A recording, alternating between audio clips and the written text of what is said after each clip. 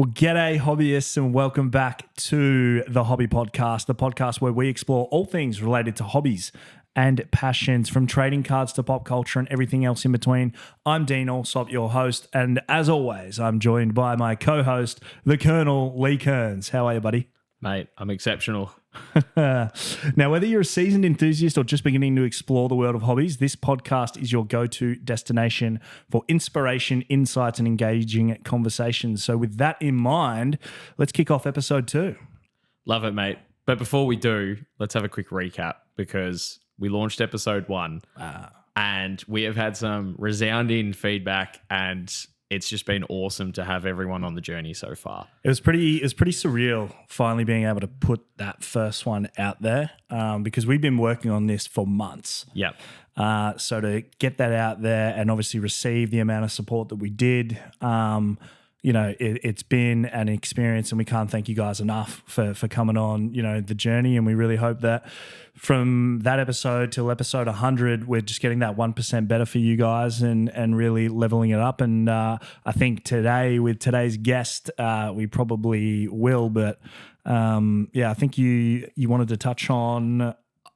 There was a few comments that came through on the socials, which we love, by the way. Keep commenting. Keep them coming. But there was 2 that really stood out for me this week. Yep. And I've got them here, so I don't get them wrong. But this one came from Daniel Fabrici, and he said, Kearns looks like he's just been hit with the neuralizer from Men in Black. Yeah, we apologize about the lighting. Hopefully it's a little bit better this time. Kearnsy is pale and translucent by nature, so we probably shouldn't have put the white light on him, but we have fixed it. And he did look like he'd been hit by like that thing. It's like, yeah. And you just don't remember anything after that. Do you remember the Benchwarmers movie, the guy that's afraid of the sun that only stays in the cupboard? Have you seen Benchwarmers? Oh, I reckon I've seen it, but once. It's not something like Wedding Crashers that I watch every other week. Okay, that's the go-to movie. That is 100% my go-to movie. Yeah, right.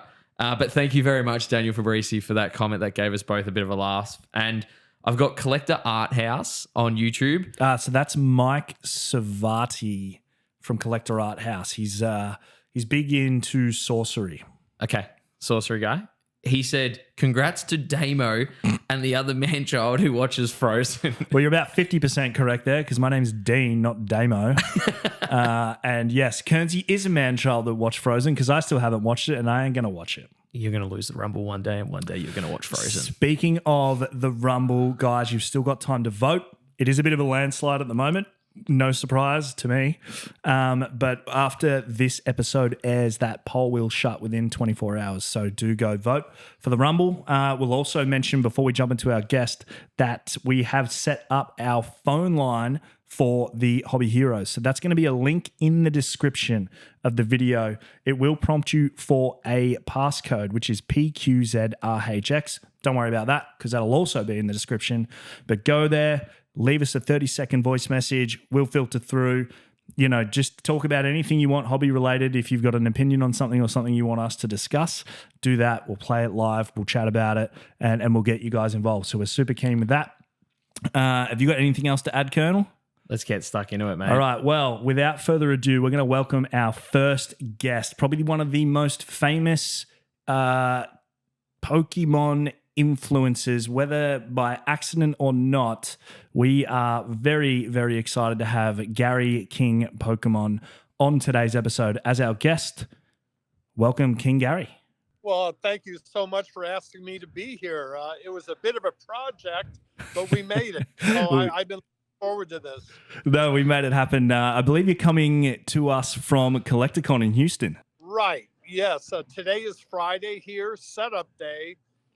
At CollectorCon Houston, and so the convention will start tomorrow.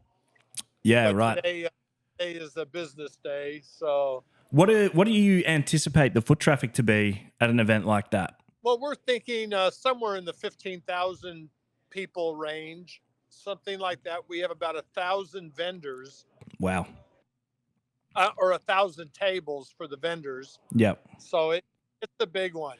They're big events. They're big events. I'm lucky enough to have been to one CollectorCon in my life, which was Dallas in 2022, I think. 2022 when the Casters Cup was there. I was there for sure. Yeah, yeah, it was a great experience. I definitely recommend, anybody over here in Oz that wants to get over there and check one out. You really, really have to, because we have some conventions here in Australia, but nothing, sort of as extensive, I think, as the CollectorCon circuit that goes around the US. I've spoken to a lot of people about that because I have a lot of followers from Australia, a lot of great friends from Australia, and a disproportionate amount, really a lot. And they all asked me, why haven't we had a big convention over there? And I talked to, my co-owners here last night over dinner, and I asked, what are the chances of us at some point getting over to Australia because there's such a huge fan base? And they said, well, it's not really the fans, it's the vendors, getting enough vendors to participate. Most of the vendors either have online stores or they have brick and mortar stores, Yep.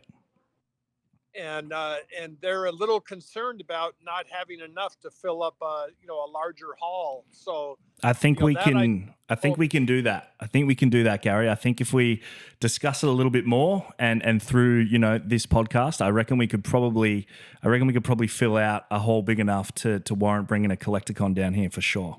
Or even if it's not Collecticon, if it's if there's other individuals that could put it together, I mean, you could certainly count me in. I would. I mean, I would probably more than anywhere else in the world. I would love to get down there, and because a few of your folks have made it up here, like you did for Dallas that time. Ando, Michael Anderson, Unlisted Leaf, he Yep. made it up for a couple of our collecticons in this country. I mean, I would just be so excited to participate in something down there. I just wanted to say welcome and thank you as well. Very excited to have you on. You've been given the name King Gary Pokemon, but before we talk about the present day, let's go back to young Gary, the collector. Do you want to share some stories from your childhood? Yeah, well, I can tell you where it all began. I was born in 1954. I just turned 70 a week ago. Well, happy birthday. Happy birthday for last week, Gary. Well, thank you. You're supposed to say, boy, you don't look 70. No, you don't. You said 50, right? I heard 45. That's closer. Yeah.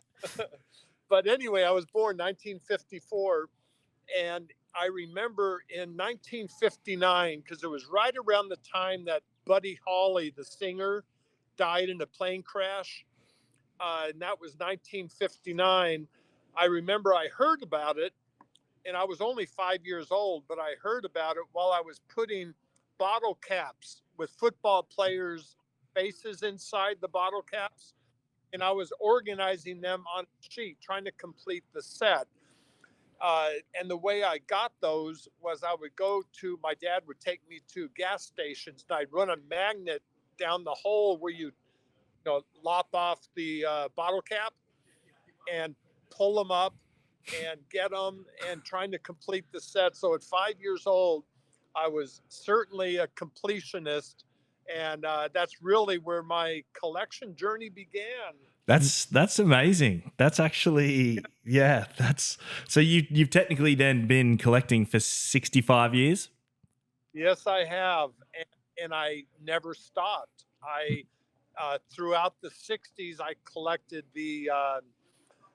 like the TV show, like Addams Family and the Munsters. I collected their trading cards throughout the 60s, all the ones that were available through Topps. And I just never stopped. I like to think that I have collected at least one or two of every set that's ever been produced. There are exceptions. The alpha beta sets with Magic in the early 1990s. Magic was no big deal back then, and so I didn't know enough to collect those. I wish I had. Yeah, I bet. Because even my sets from the 60s, I still have. Yeah. So I would still have those if I collected them then. Yeah. Because I'm not much of a seller, but I love my collections. Now, since in the last almost 10 years, I've only sold two cards. One was to Logan Paul, a first edition base Charizard. The other one was to a family friend, Steve Aoki. He's a DJ. Uh, so I've sold two cards, and it was only because those guys are very, they have so many followers, 20 million followers. I knew it'd be good for the hobby. Yeah, I And think you were right in that assumption. yeah, they definitely, especially Logan, he really, got the hobby, kicked off again. And so I'm not much of a seller, but I did sell one to each of those guys, and for that reason. Yeah. You mentioned, do you still have all those bottle cap sets from when you were a kid? That I don't have. You I don't. have some of the 1960s card sets. The bottle caps I don't.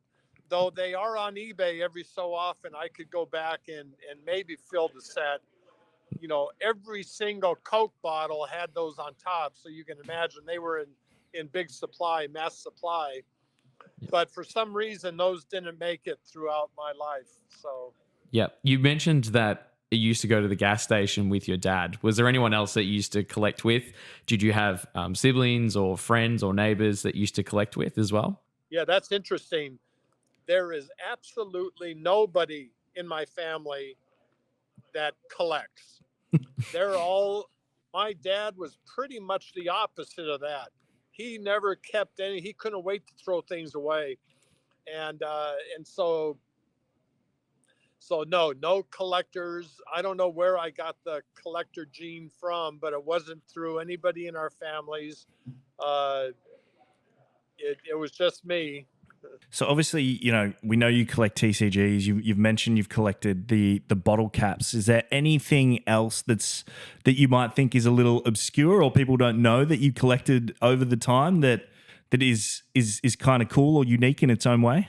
Yeah, besides TCGs, just about anyone you could mention, I've collected. At least anyone with any age on them at all. Uh, I also collected science fiction magazines, pulp magazines from the 1920s. Uh, like Science Wonder Stories and some things like that. That has stories by famous writers of the time, like H.G. Wells uh, and so those pulp magazines I have a nice collection of those. How does something like that, Gary, because you said they're from like the 1920s, how does that hold up condition wise? Is there a specific way you try to preserve it, or is it just kind of like it's gonna age? Like they're over 100 years old now, so That's actually a terrific question, because pulp magazines, PULP, they do not hold up at all. They There's no such thing as a good copy of those. They're all missing spinal pieces because it was made out of pulp paper. They weren't made for longevity, for sure. Uh, and so no, they see, if I was home, I could bring one out and show you what a good copy looks like, and it's pretty sad because that pulp paper does not hold up over time, especially if you're in any kind of a humid climate. Fortunately, I've spent a lot of years in the desert, so some of my stuff is maybe a little better than most. it's just Uh, dry in the desert. yeah, the dry deserts. Yeah, so that those held up pretty good.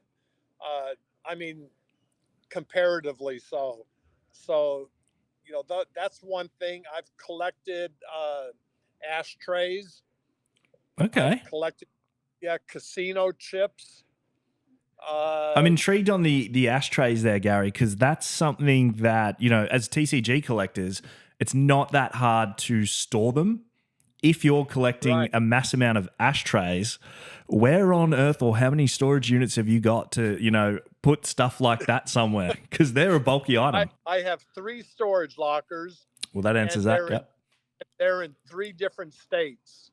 One in Ohio, one in Nevada, and one in California. And they're all stuffed with my collections. And to be honest with you, 90% of my stuff has no value whatsoever.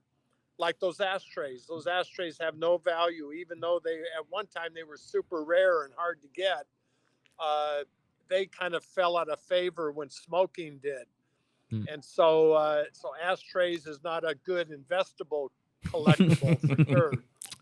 But it doesn't matter because I remember how I got them all, and I used to go to different areas in Nevada just to collect, the ones from those casinos, that are long since torn down. And so, collecting is memories.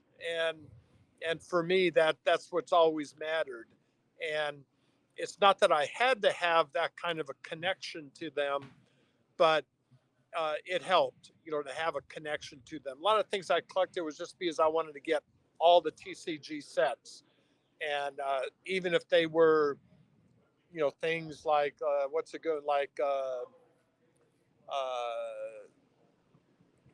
like Disney cards, the old Disney cards. I had no personal connection, but I collected them anyway, just because I wanted to have all the sets. And then again, there were some like Star Trek cards and Star Wars cards, from the '70s that I did have a personal connection to because I really liked them. Yeah. And so those I have also. So it didn't take that personal connection, but it definitely made it more fun, to collect them.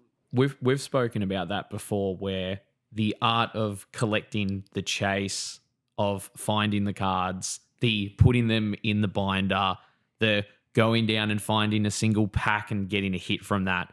That's what makes collecting really fun. And the people that you meet while you're doing that, creating those memories.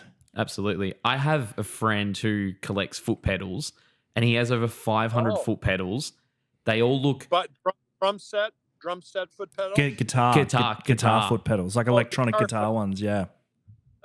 And if you look at the collection, a lot of the pedals look the same, but he'll sit there and talk about internally the screws are different, or there's a different, update that occurred on these, and watching him talk about the foot pedals, which isn't my thing, but I can appreciate that that's his thing.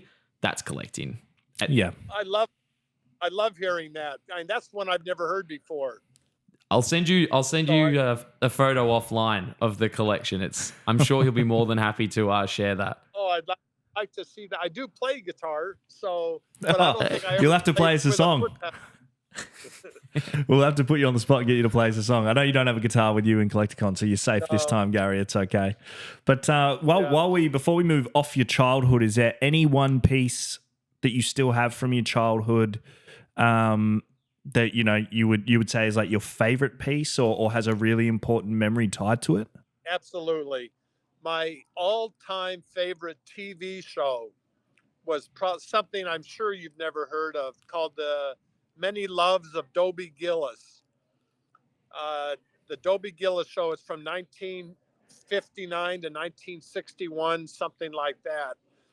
And it's my all-time favorite TV show. Well, they did come out with a comic, and I did collect all of those comics, and I kept getting better and better condition ones. And so I was really, that's probably my favorite all-time collectible are my old Dobie Gillis comics. No, it's amazing. I have to put my hand up and say, yes, I have never heard of that, but have you ever heard of Gilligan's Island? Yes. Okay, well, Gilligan, the actor's name is Bob Denver. This was before Gilligan's Island, but Bob Denver was in that show, The Many Loves of Dobie Gillis. So there's a little connection you do know. I'm going to look into it anyway. I mean, I'm happy to go back to the 50s and check it out and see what it was all about. Especially if you're someone that I look up to in our industry, and if you're saying that that's still probably your favorite collectible from back then, I'm intrigued myself to check it out and take a look. Oh, cool! Please do. Yes, and let me know what you think. Now, a quick word from our show sponsor, Lunar Cards. They're a group of 5 owners and TCG community administrators with over 60 years of combined experience in the hobby. The new Lunar Cards eBay store is just fired up, Dean, with hundreds of weekly auctions for all TCGs. They do specialize in high-end and vintage Pokemon cards, so go along, get in on the action. Don't miss out on the goodies at Lunar Cards AU on eBay. They also have consignment services that have just launched as well, offering an incredibly easy way to sell off any of those items that no longer suit your collection without any hassle or headaches. Hit them up to secure your spot, because I know the boys said the quarter is really busy at the moment. I like that. Consignment. I like that. I might actually get around that. Lunar Cards is now offering grading direct to and from PSA, with group sends to PSA twice every month. So you can now get your cards graded quicker than ever. They're Australia's highest volume TCG graders, nearing 100,000 cards graded by the owners in the last few years. The Bentley store has a massive variety of TCG product on offer, with a huge range of mixed vintage and modern TCGs, pops, and sports cards. They're also heavily involved in the play communities, hosting play events like Grand Archive, Pokemon, Flesh and Blood, as well as One Piece. They also have their monthly in-store trade days, which see hundreds of collectors come to trade their cards. So if you're a Vic local or traveling through the area, make sure you stop in and join the ever-growing community of Lunar Cards. Yep, that's right. Be sure to pop in and experience the moon landing, located at 512A Centre Road, Bentley. Make sure you go follow all of their socials. Their website is lunarcards.com.au. That is LUNACARDS.com.au. And their Facebook and Instagram, lunarcardsau. Gary, on the 27th of February in 1996, Pokemon Pocket Monsters Red and Green video games launched in Japan. On September 7th, 1998, the first episodes aired on TV, and January 9th, 1999, the TCG launches worldwide. What I want to know is, where does the love relationship between Gary and Pokemon all start? Well, probably in 1998, because in 1998 there was a one of the Japanese cartoons featured a bunch of lights, lights that put kids into in what do you call seizures? They're having seizures. Yeah, seizures, right? And that's the first I had ever heard of Pokemon, and I thought, well, that's really interesting, and that made the worldwide news. So I was super interested in that, and so I started checking into it, and then I found out in 1998 how popular Pokemon was in Japan. I mean, it had an unprecedented amount of popularity. And usually things that were popular in Japan, they transfer over, into the Western world. And so I started investigating that, and I contacted Media Factory, who has the rights to Pokemon. And I got together with a few other people and arranged to have the Japanese promos brought over to the United States in 1998, and so they were happy to do it, to make the inroads into the Western world. Media Factory was, and so they it turned out we got them graded by PSA, even all the way that many years ago, and sold them on like a home shopping network, a shop at home TV show. Yep. And it just was an immediate hit. Well, as soon as Media Factory saw that, they said, bye-bye, Gary. So I got fired. They didn't need me. They said, this thing is going to be huge. And they didn't need me, any further. So I kind of expected that. So, that was my first introduction to it. And then real soon after, when it came out in the English set in January of 1999, my boys were like 8 and 9 years old at the time. And like all the other kids their ages, they became immediate Pokemon fans. And so I participated in that with them. At the time I'd like to share, their experiences in that. and so it became a part of our family and a part of our free time, and we all developed a love for it back then. And me being an incorrigible collector, I just stayed with it. And I like telling people that my boys, they ended up finding girls, and that kind of started to take precedence. And so I already had a girl, so that was no problem. I just stuck with Pokemon because it was unlike anything before it. It was just more fun, more fun for all of us, and for me. And so, now a number of years later, the boys got back into it, in that, of course. And It seems one to of be boys, the general cycle, I think, for young boys and young men sort of as they're growing up, because Lee and I touched on our experiences in the previous episode, and it was the same for us. We were all about it when we were a bit younger. You get to that age where you're interested in other things, and then you right. sort of come full circle once you've found your partner, and you dive straight back in. So Gary as well, just on the importing of the Japanese promos. What promos were they? What cards were they back then? You remember those CD promos? Oh, Charizard, Blast, right. Yeah.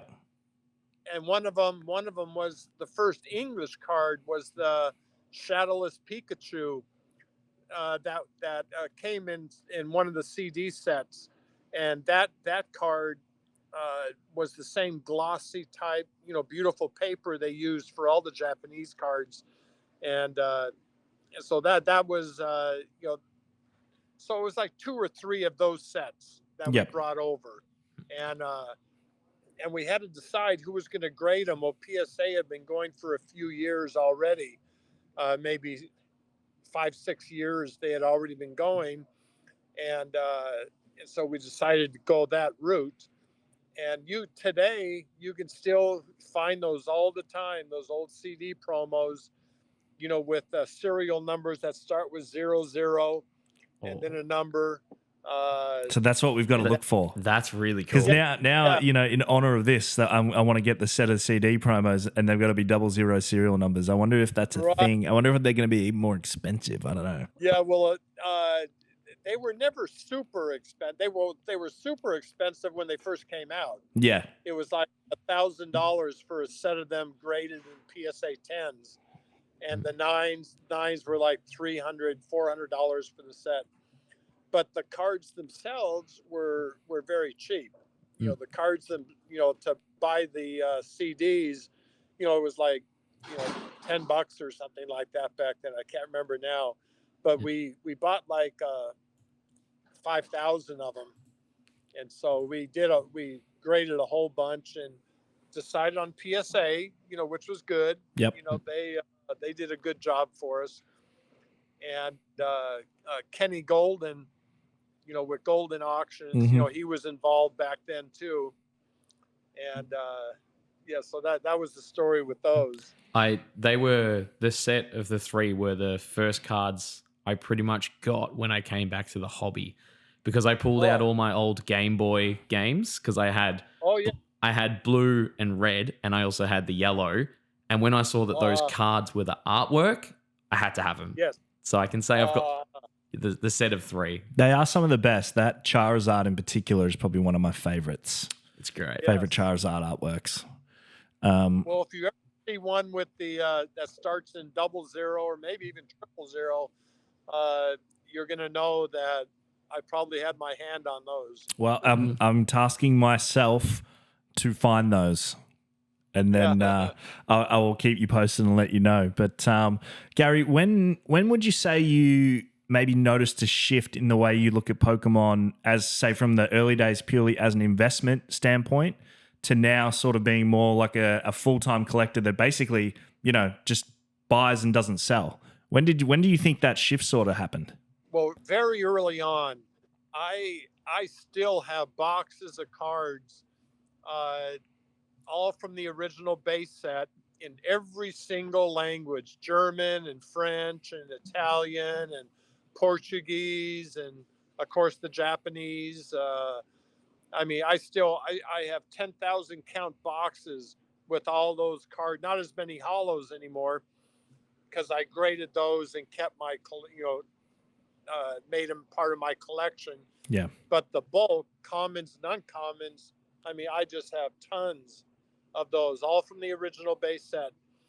And mainly because, I mean, I did sell some French ones a number of years ago. Some guy, I can't remember why I gave into that, because the French ones are probably the most valuable base of all the, all the other country base set cards. The French are probably the most valuable. I can't believe that they never made any in Australian.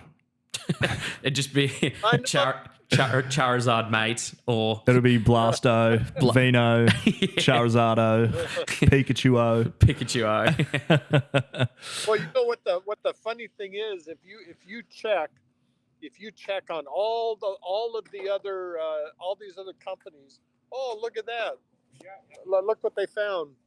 They were looking all over for that. I'm glad they found it. Yeah. What cards have you selected for the bottom? There's a Beckett, Charizard, and what's the other one? The other one is one of my. Yeah, it's one of my promos, and I think Collecticon made those. Yeah, Collecticon made that promo card about 3 years ago. Awesome. And that was a real popular. I have like 4 promos, and that's probably the nicest one. It was in a holofoil, and well, I'm glad they found that. Because what I do here at Collecticon is I set up an area before all the people go inside the main hall. Yep. I set up outside of that, before they go in, and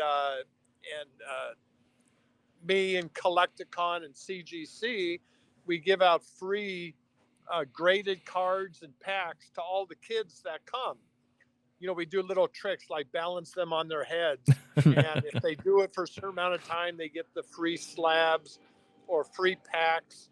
And I love that. It's a great way to sort of get the kids excited and fired up and involved right before they get to go through the doors and experience it all day. Yeah, to give you an idea, here's one. These will be given out. I'll be giving them out starting tomorrow morning to all the kids with families, in their families. And that's a MetaZoo card, but I autograph each one. And like you see, it's a 10, graded by CGC. That's pretty cool. That's really cool. And then also giving out 151 Japanese. Yeah, awesome. Most of them are graded 10s. And so that, and it's all free. I just give them away to the kids. And so that kind of gets their adrenaline going before they get inside.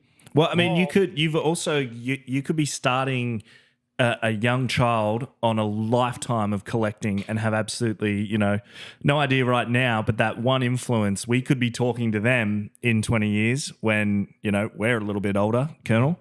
And they'll be like, we'll be like, how did you start collecting? They're like, oh, I went to Collecticon in Houston and Gary King Pokemon gave me a slab before I went in, and that was it. I was hooked. Right. Yeah. Kind of like when I found my first bottle cap at 5 years old. Yeah. And how that got me started into collecting, and certainly collecting those. And then I also give away free packs. I give them a choice, a pack or a slab. What would you choose, Dino? Young Dean, would you choose the pack of the mystery that's in there, or would you pick the slab? I think as a young boy, I probably would take the pack. But I think being older, I know how much bad luck I have in pulling cards from packs. So I would just take the slab. Well, Dean, that's pretty much the way it goes. Most of the kids, they want the pack. Yeah. They want the pack to open, even though the pack might not be worth $5, and just the grading fee on 151, Pokemon, is $15 plus the price of the card, plus most are 10s. So there's way more value to get the graded ones. But you're right. the majority go for the packs. Yeah, I can empathize or sympathize or something size with that. It definitely makes sense. But Gary, I did want to ask. If you could just talk us through your Pokemon journey in terms of, growing your collection to the size that it is, because it's probably, one of the biggest, if not, the biggest. I mean, there's different ones out there, but how did you go about acquiring some of those things, and how did it get so big? Like, how did you end up with so many Charizards? Okay, well, just to make that more of a point, I had a friend, Eddie Brenneschultz. His name all these years has been E Birdman, and him and I were friends, and we collected together, and we graded together, and we, we did a lot of things together. And to give you an idea, there's 123 PSA 10 first edition Charizards. Between him and I, we did figure this out by going back on old receipts. Him and I graded approximately 75 of those 123 first edition base Charizards. So now, yes, they were all at least 15 years ago, many years ago, that we graded them. But that gives you an idea of what, because we were in early, especially me, I was in early. And I was, let me see, how do you say that?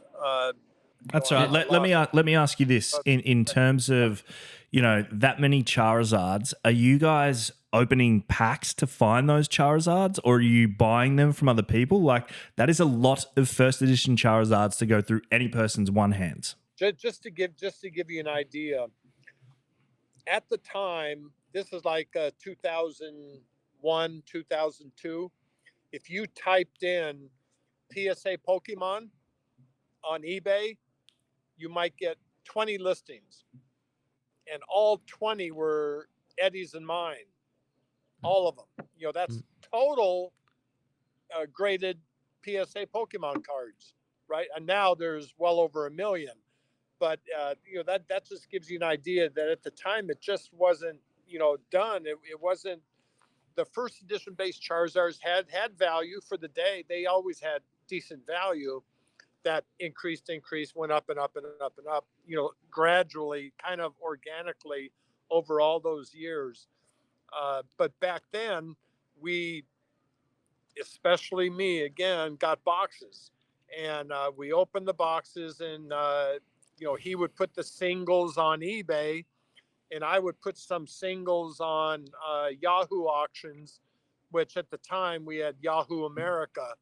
And so right now it's just Yahoo Japan auctions, but we had Yahoo America, and I was like 2,000 rated on Yahoo America.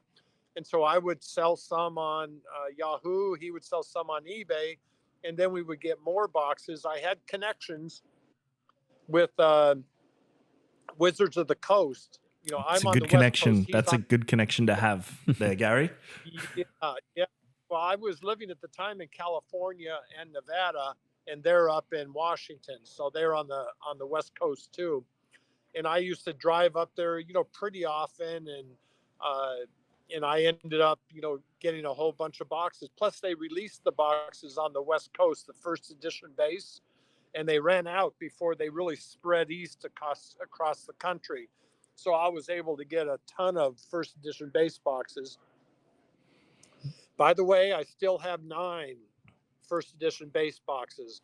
I have a case of 6, and then with half the lid opened up so I could see what was inside, and then 3 loose ones. So I have 9 first edition base boxes still, and they're all from those years. They're all from, back in 2000, 99, 2000, somewhere around there. I mean, I know the answer to this question already, but can I buy one? No. If I was to sell one, though, it would be all yours, Dean. No, I appreciate that, Gary. I appreciate that. So when you said, because it's interesting, when you've got the sealed case and you've opened it, because I remember watching the video of Logan Paul when he had that case and it ended up being full of G.I. Joe ones, and the case had Right. been authenticated by one of the authenticators as well, and they got it wrong, and that's fine. That that happens. Somebody faked it well, but you could obviously tell as soon as that opened. Even I think anybody that is in the industry was able to tell those don't look right because they were very puffy. They weren't the usual nice, sharp, flat box. So I'd assume once you opened yours and you saw that, you're like, yep, very happy. Well, the fun, a little funny story to go along with that. Logan and I had been friends for quite a while before that, and he knew that I had 9 boxes, but he didn't know that 6 of them were in a case, right? So he never asked me. First off, he didn't want me knowing too much about it because he knew I might go after it at the time. But he didn't know I had a case. Otherwise, he said that he would have contacted me to compare the cases and to see, to find it's a lot of money. So, so that's kind of an interesting thing with Logan, that had he known I had a case, he would have had me, flown me over to check, to compare my case with that one. And then you probably would have found some differences with the tape, like things like that. Yeah. Things that Rattle Pokemon found, when he inspected the case, certainly comparing it side by side with a definite authentic one, you would have seen differences. But we were on a podcast together and that came up, and I mentioned, my case, and I said, yeah, Logan, why didn't you ever, call me, ask me to compare the cases and that? And he said, case? He didn't know I had a case. He knew I had 9 boxes, but not 6 in a case. First edition. So, yeah, that was the first time I ever heard that I actually had a case of them. So aside from those 9 boxes, just to circle back to the actual question, so you obviously, have acquired a lot through just opening packs originally. How many first edition base set booster boxes do you roughly anticipate you opened over the journey in terms of just for yourself, for your collection? Yeah,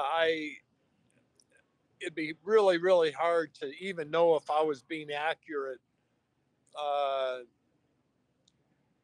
Maybe a pallet's worth first edition.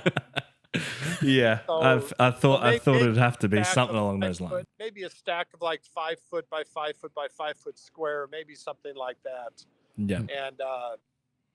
And then I might have picked up a few, after that, but they got really expensive as time went on. So I haven't bought one in 20 years. Yeah. To give you an idea. Okay. Yep.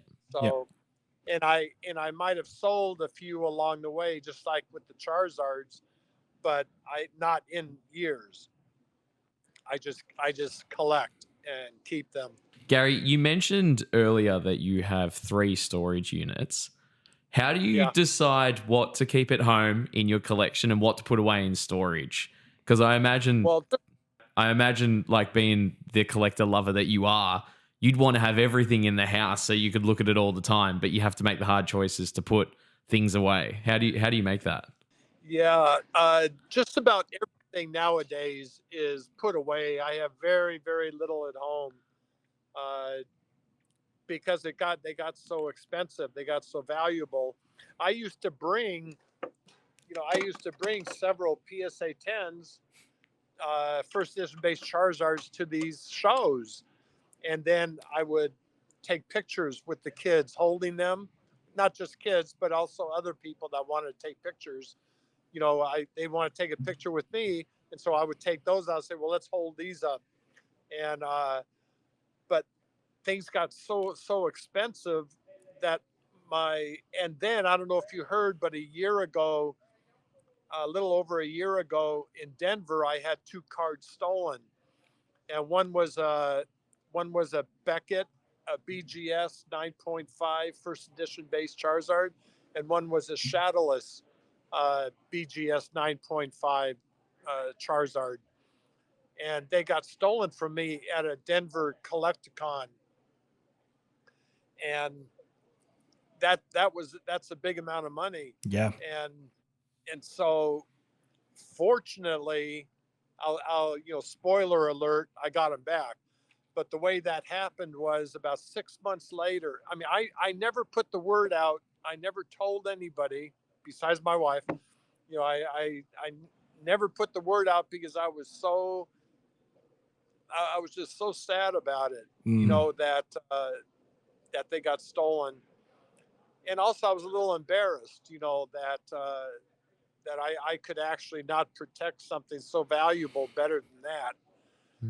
Well, about 6 months later, I got a call, a text from somebody that I had obviously dealt with years ago. And he texted, because he had my phone number. He texted me and he said, "Gary, weren't these two cards, didn't they used to be yours?" And I looked at them, and it was those two stolen cards. He said that he had just purchased them. He was in California.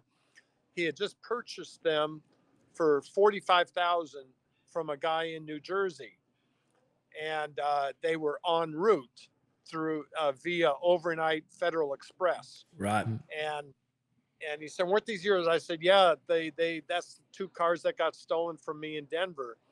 And he said, "Well, when they come, I'll call." He was expecting to get them in, that night. And so he said, "When they come," I said, don't count on them being the real thing, being my cards. It was probably just a scammer. Well, they came, he opened them up, and there they were, both cards untouched. One of those cards had Chumley's and my autograph on the plastic case. This idiot didn't even crack them open, crack them open and regrade them or something. He left them exactly the way they were. And some parts of my collection are pretty popular, so a lot of people know about them. So that was kind of a silly thing for them to do, to not disguise it better than that. I mean, it was silly for them to steal in the first place. Don't steal, kids. We don't do that. You will always get found out. True. Well, what ended up happening, he ended up telling me about it. He called me, said, "Well, here they are. They're exactly your cards." And so I called the Denver Police Department the next day and PayPal. I never even filed a report back then. Yep. Because for those reasons I said earlier. And so I ended up calling them, the police detectives, and PayPal. Within 3 days, PayPal returned the $45,000 to my guy who had bought them, and he drove up from California to Las Vegas and gave me the cards. I gave him a real nice reward. And so I got him back, just unbelievably, I got him back. And so, and this you might find interesting. To this day, every time I look at those cards, I get kind of a sick feeling in my stomach, because that was a real bad experience. And every time I look at them, I feel bad. And so I would actually, even though I don't sell much of anything, I would sell those two cards just because I don't enjoy them. And when I see them, it reminds me of a very sick story in my past. So there's a lot of collectors out there that have at times been taken advantage of, and it's often spoken in the community about being safe with purchasing, and there's lots of scammers out there. So really, thank you for sharing that story, but also really sorry that it had to happen, because understanding what's going through someone's mind to do something like that. I'm glad you've got your cards back. I'm glad your friend got the money back, and there's a bit of a good news story in that regard. but the experience and the time it's horrible. Yeah, certainly it had a real happy ending, very unexpected ending. Uh, but yeah, that's from beginning to end what happened with that store, with those cards.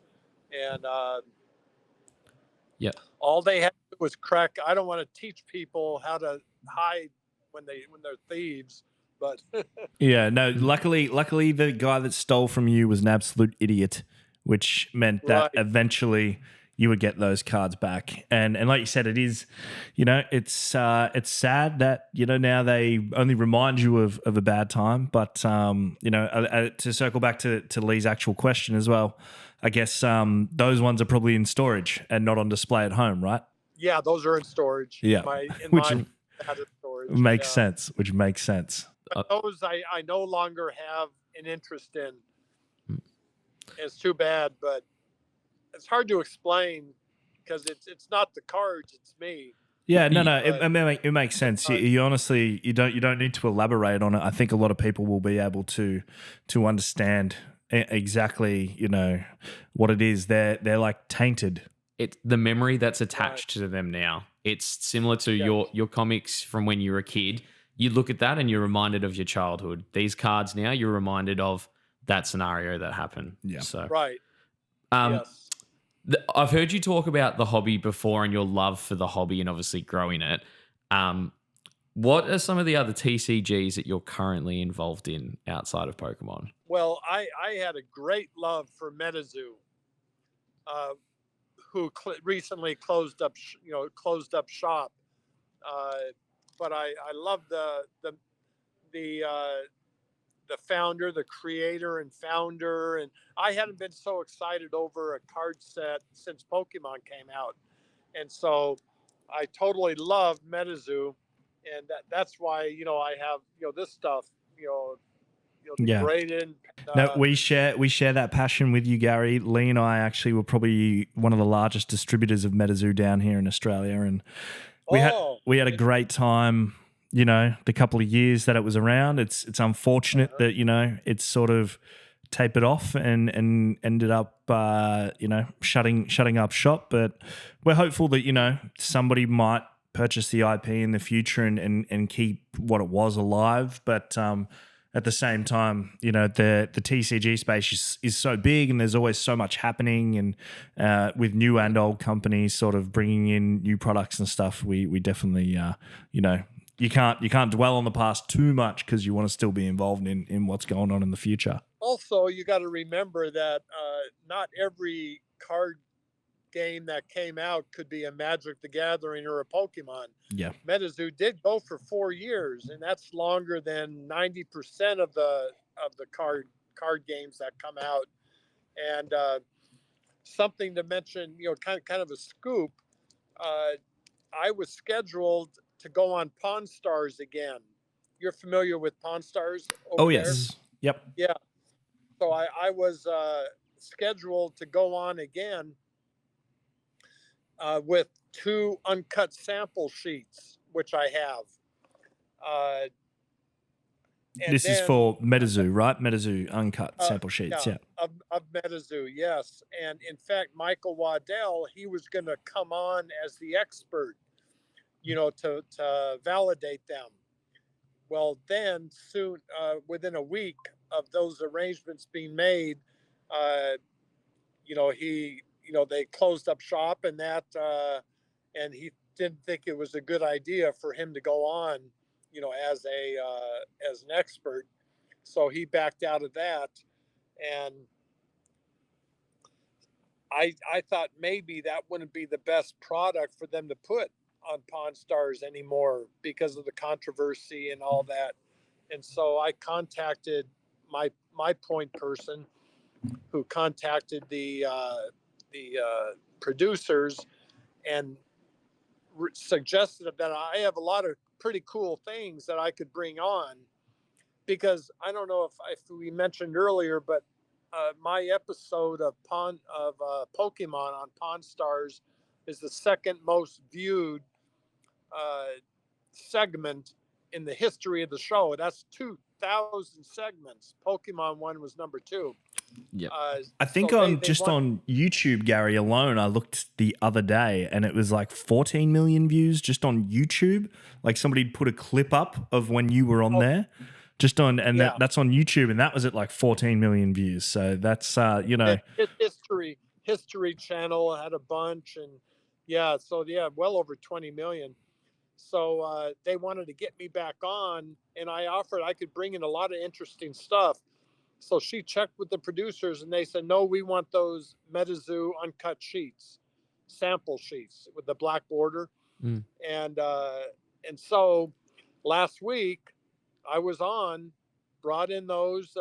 Chumley and Rick again were on the show, and me. Of course, the past when I was on, 8 years ago, that came up, and so they ended up doing the show on those sample sheets still. Who was the expert then? Can you give us a scoop? Who they called in? No expert. No expert. Yeah, they no Chumley. Of course, is very familiar. He comes to all the collecticons, and he knew MetaZoo very well. He was able to verify the sheet. Plus, I got the sheets in the very, very beginning when they weren't worth anything. Yeah. From Michael Waddell, who was the creator. The creator of MetaZoo. Yeah, I actually met Chumley when I was in Dallas at the Dallas Collecticon. He's a great guy. Oh yes, for sure. Now I'm gonna give you one other. You asked about what card sets I like now. Of course, MetaZoo, like I said. Well, there's a brand new one, which is this one, Chronicles of Arcane. Yep, And we've opened some of that down here actually. Yeah, I don't have any financial interest or anything in any of these. I'm too old to work anymore, so I don't work. But I like what I like, and the guy who created these Chronicles of Arcane, he's here. I just talked to him a little while ago. It's a great card set. They actually have you download an app on your phone, and you use that app on some of the cards, and within the holofoil, they move around. It moves around, and yeah, that's so right. Cool. Yeah, some of the promos become animated through the app. It's an interesting concept. It's actually it's a really cool game. I think it appeals to a lot of people from a lot of different TCGs. Like I said, we stream down here as well, and we've managed to get some of that and open that up and check it out. It was really cool. Have you looked at any of the bigger sort of TCGs right now? For example, like Disney Lorcana or One Piece. Like they're two that are really popular. Do they at all, like, have you opened any? Are you looking at collecting any or anything like that? I have, and I've collected the original sets of both. And Lorcana was actually made their debut in Paris last year, and I was at that show. La Gala TCG, is that the one? Yeah, La Gala TCG. In fact, I'm going to be going there again in 3 weeks, to La Gala. Put me in your suitcase. Pick me up on the way. I'll come. Okay. Come on over. And so I'm... and the One Piece, that's been doing well for quite a while. I hope they hang in there. I've done less with them. I do have a complete set. I do have 2 complete sets. But that's one of those I collect just because it's there, not because of a passion. Yeah. And the Lorcana is pretty much the same thing. Nothing like what I felt, for MetaZoo. We briefly touched on Lorcana last week. I think it's a very important set moving forward because it's it brings people into the hobby. The IPs that Disney... Being Disney, the IPs that Disney have under it. Like I said, I know I said it last week, but my partner is a huge Disney fan, and opening that set with her, that was a special moment. Opening a booster box with her was a really special moment. And I have nostalgia in Disney. We all watch Disney as kids. That's something we all watched. I mean, you watch Disney as an adult as well. Yeah, like when you have kids. Yeah. So it is a huge IP. And I've enjoyed that as well. Yeah, I agree with that. It's hard to miss when you have that kind of backing. And I also got some of their original promo card, the Mickey Mouse promo and a PSA 9 was actually gifted to me by a girl who opened up a store in Las Vegas. And so I like that one too. But Yeah. Nah, nice. I think they'll be fine. Yeah. Yeah, I think they'll be fine. I think Disney can survive. Yeah, I want MetaZoo to come back though. I want to, that's what I'm pulling for. How do you see the current state of the hobby? So I guess where it's at now, as opposed to, the 90s or early noughties when you first sort of really got into it. In specifics, the TCG hobby. Well, a lot of people would think, at least with most of these hobbies and especially Pokemon, that it's fallen off a bit. But they don't. It's like our memories are short. Before the COVID explosion, it was generically growing a little bit at a time. It was just like nonstop.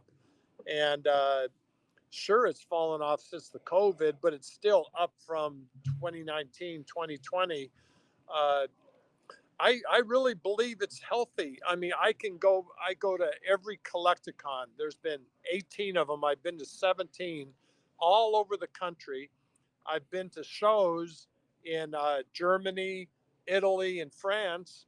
And I mean, it's as popular as ever. And in fact, the numbers are growing. And so, I mean, I can't see any reason why that wouldn't be considered growth. Yeah. So I really believe that it's all safe and properly increasing in interest. And I mean, I've always said that 15 years after they make the last Pokemon set, Pokemon's safe.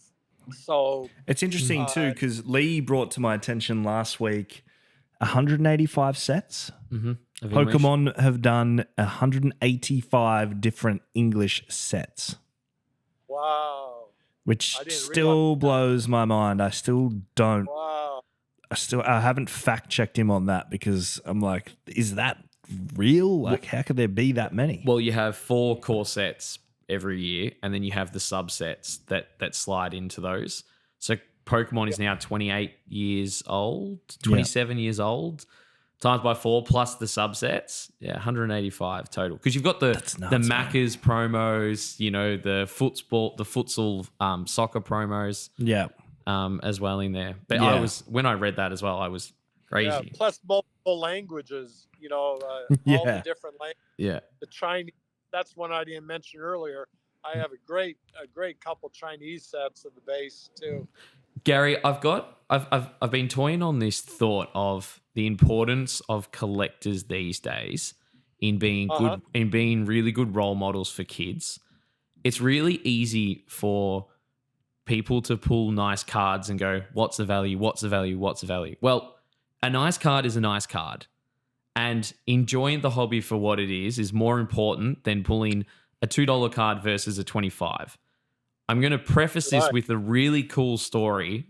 Someone from my childhood reached out that I haven't spoken to in 20 years. They came to me with a base set Charizard. And I went, oh, amazing card. It was in pretty good condition.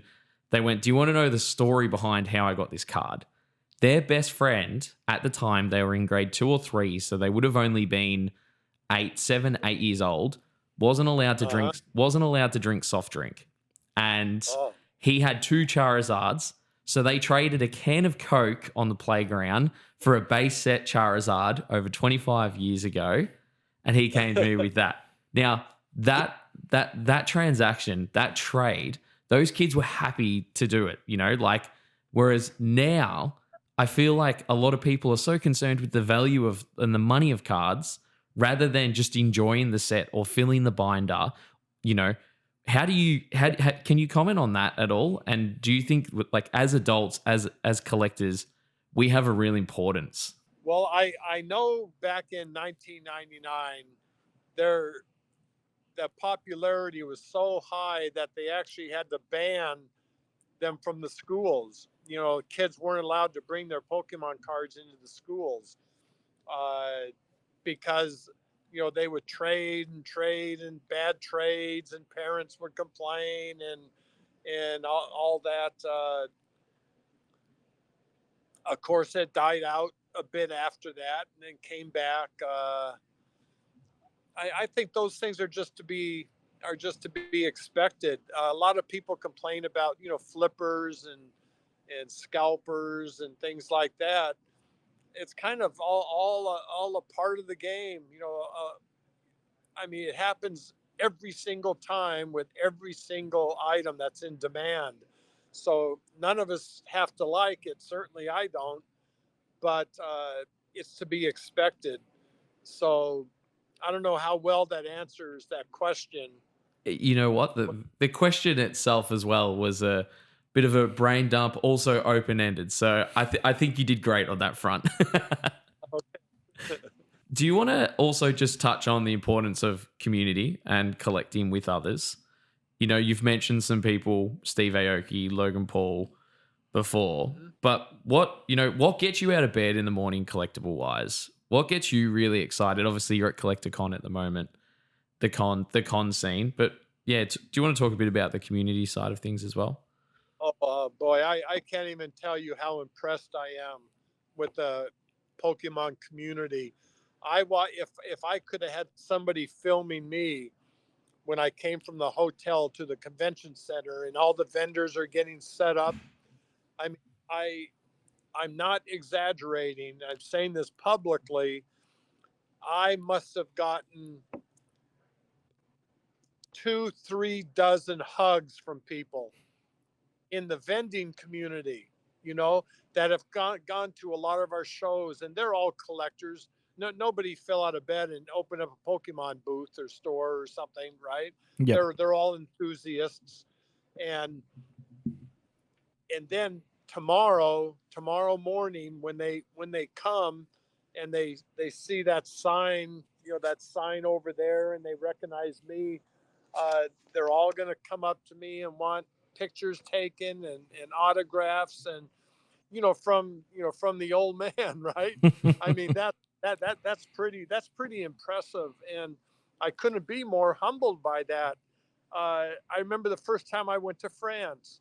I thought, well, 90% of the French people don't speak any English at all, and so I said, to Mr. Fuji, who puts that Le Gala on, I said, I really don't know how popular I'm going to be, if at all, with the people there.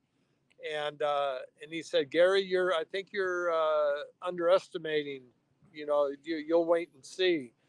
Well, I've never had longer lines than I had in Paris the first time 3 years ago. So they did know me. They were enthusiasts. They love Pokemon. They followed all the podcasts and all the shows. And I mean, I couldn't be, I've never seen anything like it, the Pokemon community. It's so spread out because it's gone on for so long. We were all, maybe not me, but you all were kids at some point during the Pokemon lifespan. And you have kids today and they're collecting Pokemon, and they're going to be enthusiasts for the next dozen years, and then maybe they're going to have kids later. I mean, there's nothing like this Pokemon community. I've never seen anything even close to it. It's massive. Star Wars was big. Anime in general has been big, but nothing has come close to the people that are involved in this community. Yeah. So I could take this phone and walk you into the hall, and I mean, it's breathtaking how big it is and how many people are there. And that's just the vendors who are all, enthusiasts. Just wait till tomorrow when we get 15,000 people walking through and,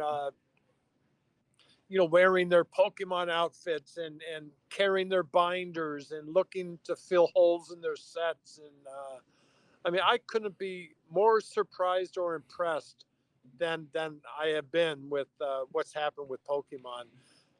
we had a downtime in 2002 or 2003, sometime around there, where it needed a bit of a booster. And between me and a friend, we kind of figured out a way to boost up the popularity back then. And it has never stopped since. It's just impressive. Well, you probably got to say that you're, whether it be by intent or accident, you've probably got to be the largest or the biggest or the most well-known Pokemon influencer on the planet for two reasons. Because obviously your video with Pawn Stars, that scene with all the Charizards, really sort of put it back on the map in terms of just people were going, oh, people still collect Pokemon cards, blah, blah, blah. And then after that, we sort of shift a couple of years and we start to come to COVID times. And then somebody like Logan Paul goes, hey, that Gary guy a couple of years ago had all those Charizards. I really want one now. I know he's the only guy that had I think the BGS 10, just the only one at that time, or two, or whatever it may have been. So then he comes to you and he creates that YouTube video and puts that out there again. So it's Gary King Pokemon is back. And then off that, then you become a part of the Collecticon circuit, and it's just sort of snowballed from there. So I'm not surprised at all when you say that you have huge lines, in France, because if you when you come to Australia, you will also have huge lines because people know who you are. I had a colleague in my office the other day, and I told him we were having you on, and he's like, the name sounds familiar. I showed him the Pawn Stars clip, and straight away he was like, I know who that is. He's like, that's the guy with all the Charizards. Like you're definitely probably the most famous Pokefluencer, I think, personally, in my opinion, on the planet. Yeah, a couple of funny things. With the Pawn Stars episode, a lot of people got to know me through that, but I had been going for almost 20 years before that, and so in the very heavy into the Pokemon hobby, and so I was very well known, but with the true collectors and experts in that. But yeah, the Pokemon Go came out in the beginning of 2016, and that just made a monster splash with the game. And then several months later, I came out with the cards, and that made a huge splash with the cards. And a combination of those two things, I mean, it just exploded. Pokemon just exploded again. And yeah, so you got that right. That definitely made a difference. And I honestly, I thought it would. I didn't go on the show to sell my cards. I asked retail for them, and I knew Rick wouldn't pay retail for anything. So I wasn't in danger of having them get scooped up for me. I would have had to. I signed a contract to start, but I knew he wouldn't. And had he I might have had to do it. I would have tried to find a way out. It's crazy. I think people forget the numbers on that episode as well. I think Gary, you were asking for like 50 grand, and the valuation was like 30 grand or something like that. It was. I was asking for $500,000. Oh, is that what it was? I'm missing a zero. Yeah. And the expert came on and valued them at about 390,000. And so of course Rick, he wouldn't even want to pay 390. He'd think that was retail. So I knew I was very safe. That a deal wouldn't be made. But it certainly helped Pokemon. Yeah, my popularity, it obviously did a lot there, because I didn't used to go to a lot of shows. I only went as as a customer, but not as a featured guest. And so that really helped. It gave me a chance during my retirement years to get out there and to do things like here at Collecticon and doing something I really enjoy. Plus, it gives me a chance to bring my wife, and I have a almost 10-year-old daughter, to bring them to places that who knows if they ever would have seen Italy, Venice, or Paris, or even Chicago or New Jersey, or who knows if they ever would have seen those places. Yet I get a free ride to all of them, and I couldn't be more grateful, that this has happened at this time in my life, because it's giving to them something they may not have ever gotten. And when I get tired and it's hard to do these, which does happen at my age, I just think about that and I get rejuvenated, and pretty much can't wait for the next one. If they're here now, here in Houston, I'm alone, because I want to make it to all of them. But uh, the really fun ones are when my wife and daughter are with me. No, I love that. I love that because yourself and your wife also run a charity. Yes, yes. Every nickel we make here through these, I'm a very small owner in Collecticon, right? But whatever money I do make, all goes into our Autism Instruct charity, and so it gives us a chance there to to do good. Our little girl has autism, and my wife is a special education teacher, so she teaches all autistic children, uh, many pre-K, many 3 to 5 years old, and which is different, difficult. Not all autistics are Elon Musk, right, or Bill Gates, who have their own autism, things. It's a spectrum, so there's high functioning, low functioning, and everything in between. Yeah. Uh, so, doing things like this, and plus, Collecticon donates money, they're gracious enough to donate money to the charity. And I mean, that means the world to us. It's just all positive, it really is. Yeah, no, I love that. I love that. It's we've been friends for a couple of years now, and I've always Uh-huh. watched different parts of your journey. But yeah, that's something that I've always just appreciate when anybody can use their platform or their time to go towards others and helping others. I think is the most humane thing that human beings could do. Well, you know what, Dean? And I know it sounds cliche-ish to say it, in that, but we get so much more out of it than we put into it. It's not even funny. I mean, it's 10 times more, we get out of it. We're not doing anything. We're not doing anything that we don't get that doesn't reward us back 10 times. Mm-hmm. To see. So I have to be honest with you. We don't deserve any credit for that. The ones who deserve the credit are the parents of those kids, of those children, who have to push those wheelchairs and get them out of bed and get them bathed, and these are parents who devote their lives to taking care of those kids, the ones that are that have severe autism. And I mean, they're the ones, not me, and not my wife. I mean, it's a total reward. It's one sided. Honestly, it's one sided. Yeah, of course. And we'll share all those links as well to Yeah, the charity. great. Before we move in, we have got one more last little segment. But before we do, Uh-huh.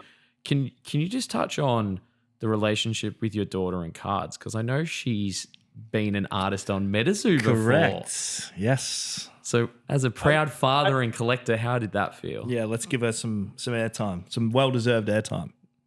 Well, I'll tell you something. In my opinion, Michael Waddell, who's the creator, founder of MetaZoo, and who made a lot of mistakes, in business. He wasn't a businessman.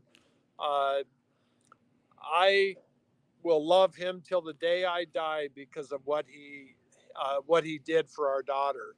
Not only did he donate, a lot of money to autism charities, along with the Aoki Foundation for brain health. Not only did he do that, but we were in Roswell, New Mexico, and he came up to me and he said, I'd like your daughter, just scribble a few little pictures, and then I'm going to get, Poncho and Lily and some of them to, add to the picture, and then they're going to auction them. And, which they did. And then he said, Gary, get your daughter, let her pick out her favorite cryptid and draw it, and just draw a kid's type, drawing. And we want to make it into a promo card. So when we got home, my daughter had looked in a book and seen Nevada. I'm from Las Vegas. I live in Las Vegas, Nevada. A cryptid there is Tahoe Tessie. So she drew it. I sent it over to Michael. He turned it into a promo card, 15,000 of them, that sold out in 40 minutes on their website. 15,000 of them. We You got one? We bought about 70 of those. Oh, really? Yeah. Just to obviously, because with all the MetaZoo drops, and we were MetaZoo partners as well. We were part of the partner program. Okay. But yeah, we always used to buy bulk so that we could then supply everybody down here, because people in Australia would go to buy one promo and it'd be like $10 for the promo, but $70 to ship it to Australia. So we would buy bulk and then bring them down here, and they would only, the shipping would be a lot less. But that was a beautiful card. That was the first Thanksgiving promo, wasn't it? Isn't that when it was released, the Thanksgiving? Yes. And that is something that I'll never forget for the rest of my life. And the most important thing is our little girl is going to remember that the rest of her life. She has that. She has the original drawing she made, all put together. And, especially for a child with autism, that's going to be monumental throughout her life. And I have Michael Waddell to thank for it. So even though I do understand the controversies and the problems and everything, he's been nothing but a true blue friend to me. Yeah. And to my family and to our charity. So, hopefully something good will happen for those that have, that have, product due them and money coming to them, and that hopefully that'll work out. I think it's important that it does, work out. Something does, get compensated there. Yeah. And my fingers are crossed and my hands are in prayer that happens for MetaZoo, because I got to tell you something. What a genius product! It was great. Great. You're great. Talking about real characters. Not like Pokemon. Pikachu made up characters and all that. Pikachu's the king, though. We love a Pikachu. I do like Pikachu, but I do like Charizard slightly more. Boring. All right, so I guess from there we can probably move into what we're going to call a bit of rapid fire or quick fire. We've got a couple of questions that are there, but I've been sitting here just thinking about some other things that I might just throw at you. All we want is one answer. It'll basically be two options. It'll just give us an idea to sort of round out, just exactly who Gary is. Got you. All right. So these are a bit of fun, Gary. Okay. So, what would you rather? A PSA 10 Sandy Koufax rookie card, or a PSA 10 Don Drysdale rookie card? You can only have one. Sandy Koufax. Okay. Was Sandy Koufax a batter or a pitcher, or? Yeah, he was a left-hander, and he was one of my heroes growing up. Okay. Love that. All right. So a 1/1 PSA 11 base set Charizard. This is immaculate. This is better than perfect. Or the original base set Venusaur sketch. Ooh. No, I'll take the sketch. You'll take the sketch? I thought you might. The original. Okay. lose a pack battle with Leonhardt, which I know you've never done before, or never pull a Pokemon. The other option was never pull a holo from a Pokemon pack again. So you either have to never pull a holo or you have to lose a pack battle to Leonhardt. Which one are you going to do? Okay, well, never pulling another holo is possible. So I don't think Lee will ever win a pack battle with me. So, I love it. So I'll say that. I'll say the Never pull a holo again. Never pull a holo again. Okay. And the last one from me here is, as a pet, would you rather have a joint snake or Thing from the Addams Family?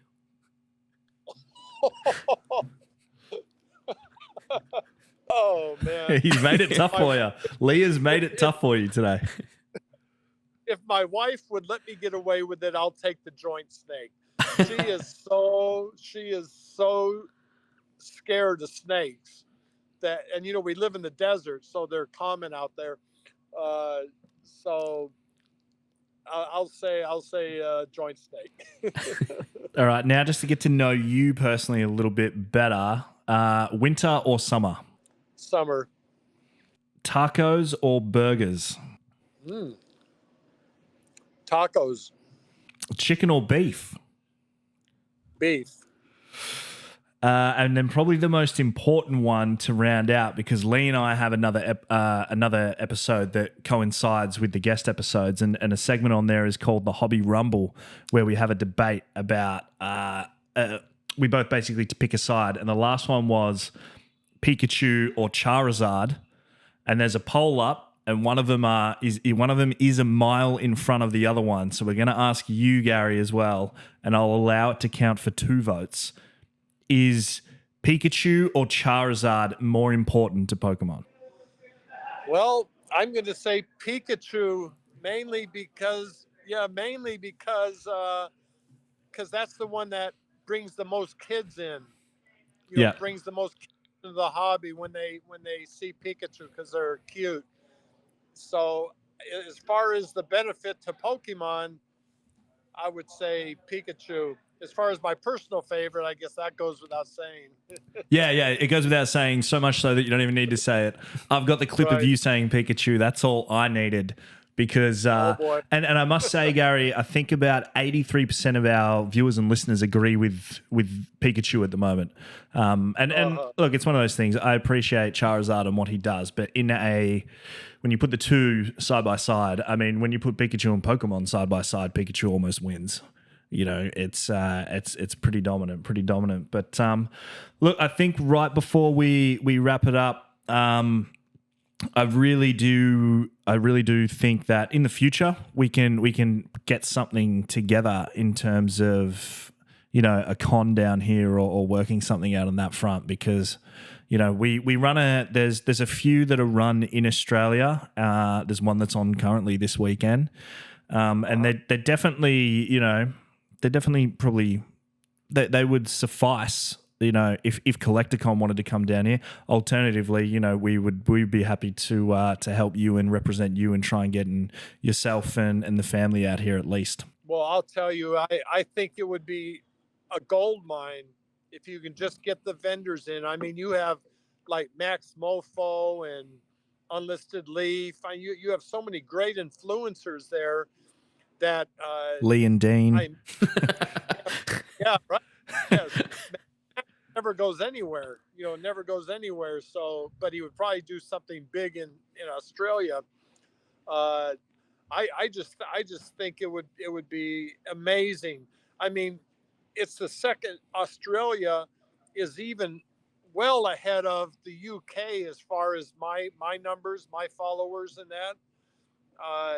And yet they go over, those conventions go over real well in England. Get that going, and I mean, count me and my family in for 100% sure. No, absolutely. That's something that I think we'll take away from today, and definitely try and bring that to. It could be the first hobby con. I don't know. Maybe I just coined a new con. Who knows? We'll find out. get some of your influencers and that, all together, and it's not really that expensive to put together. You just try to break even on the first one. Have lower prices initially, and then when the vendors see how well they do, you grow from there. Le Gala TCG in Paris was a 1-day event. Now it's double the size and a 2-day event, just for number 3, the third one. So, yeah, I'd love to be a part. I would love that so much, for our Aussie friends. Yep, Boy. you absolutely will, Gary. You have my word. We're gonna do something. We're gonna do something to make something happen. But I can't thank you enough again, my friend, for giving us your time. It's been absolutely amazing to sort of delve into everything that is Gary, and not just Gary King Pokemon, because Gary King Pokemon is well known. It was really nice to touch on, the bottle collecting, the pulp magazines, so many different aspects, the base set booster boxes, catching up with Logan, and it's just been a phenomenal chat, and I really, really appreciate you making the time whilst you're setting up at CollectorCon Houston, by the way, to sit down and be our first guest on the Hobby Podcast here that we've just released in Australia. Well, I'm honored to do it, and I'm looking forward to our anniversary where we can do it again and see how all this stuff played out. Absolutely. That will 110% happen. All right. All right. Thank you so much, Gary. We really appreciate you popping in, and we'll speak to you soon. Thank you, Lee. Thank you, Dean. Take care. Thanks, mate. Thanks, Gary. Bye-bye. Now, a quick word from our show sponsor, Lunar Cards. They're a group of 5 owners and TCG community administrators with over 60 years of combined experience in the hobby. The new Lunar Cards eBay store is just fired up, Dean, with hundreds of weekly auctions for all TCGs. They do specialize in high-end and vintage Pokemon cards, so go along, get in on the action. Don't miss out on the goodies at Lunar Cards AU on eBay. They also have consignment services that have just launched as well, offering an incredibly easy way to sell off any of those items that no longer suit your collection without any hassle or headaches. Hit them up to secure your spot, because I know the boys said the quarter is really busy at the moment. I like that. Consignment. I like that. I might actually get around that. Lunar Cards is now offering grading direct to and from PSA, with group sends to PSA twice every month. So you can now get your cards graded quicker than ever. They're Australia's highest volume TCG graders, nearing 100,000 cards graded by the owners in the last few years. The Bentley store has a massive variety of TCG product on offer, with a huge range of mixed vintage and modern TCGs, pops, and sports cards. They're also heavily involved in the play communities, hosting play events like Grand Archive, Pokemon, Flesh and Blood, as well as One Piece. They also have their monthly in-store trade days, which see hundreds of collectors come to trade their cards. So if you're a Vic local or traveling through the area, make sure you stop in and join the ever-growing community of Lunar Cards. Yep, that's right. Be sure to pop in and experience the moon landing, located at 512A Centre Road, Bentley. Make sure you go follow all of their socials. Their website is lunarcards.com.au. That is LUNACARDS.com.au. And their Facebook and Instagram, Lunar Cards AU. Wow, what a chat. That's so cool, man. Gary King Pokemon at CollectorCon, by the way. Yeah. Like sitting at Houston CollectorCon, managed to, just give us some time. How cool was it hearing about his childhood and the things that he's collected for over 55 years? You know what? You know what I found just like amazing, because his memory is obviously phenomenal, because I can't remember things from when I was 5 years old, but he remembers putting a magnet on a string and sticking it down the front of a vending machine where the bottle caps go, so he could pull bottle caps out to add to his collection. So cool. Like, man, it's just wild. Like, that's, I found it interesting that he said that nobody in his family collects like he collects. Yep. But at the same time, when you've got one family member that's collecting that much, it's all good. The rest of us can, get away with not collecting something. Well, we can all talk about the collecting is in our blood. Yeah. It's what gets us going. From a young age collecting, and he's had years of that now. Yeah. Yeah. I think that it was really cool to hear him talk about as well the importance of community and obviously his charity and being able to use that. He's at a collector con at the moment over the weekend where they're going to raise a lot of money for their charity as well. Really cool to hear that because, you know, I only spoke to him for an hour and a half, but feel like I know the guy so well, you know, such a gentle soul. Yeah, I'm very lucky to have what I would consider a genuine, long-standing relationship with Gary. So I really appreciate him coming on here as our inaugural guest, our first guest. So yeah, that was phenomenal. Thanks again, Gary. I know you're no longer here and it's just me and the Colonel. But no, we really, really appreciate you being on here. So episode 2 in the books, the first guest, bang, bang. The Frank the Tank. Frank the Tank. He's pulled it out the first episode and the second. No, absolutely, absolutely love that, mate. Absolutely love that. It would be great to get across and see, King Gary as well. Yeah, we should try to get across and see. Yeah, I reckon we'll try and get over there for a Collecticon. We'll get them here for a Collecticon. Yep. I know he's been keen for the 2 years that him and I have known each other anyway. Yep. It's just a matter of, you know, logistics and timing because like you said, they do I think 12 or 14 Collecticons a year now, and he tries to go to every one. And then he's going to Paris and other things. So, you know, he's a busy guy. Yep. So it does really mean a lot that we had that time. But it was an awesome episode. I reckon we're pretty much probably got to put the pin in that one and move on to episode 3. Absolutely. Thanks again to our sponsor, Lunar Cards, for sponsoring today's episode. That's it, guys. That is it for episode 2. Wheels up, and we are out of here. Thanks again for tuning in. We will see you next time.